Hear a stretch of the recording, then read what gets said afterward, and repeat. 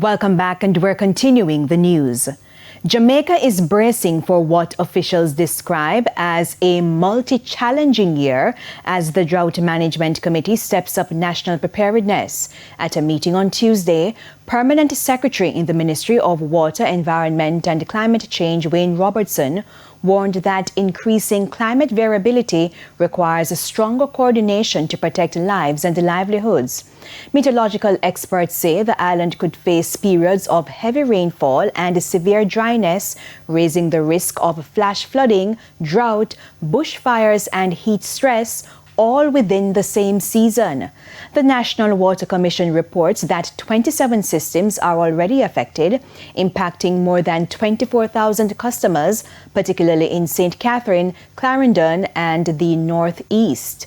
Meanwhile, the Jamaica Fire Brigade recorded 487 bushfires between January and March.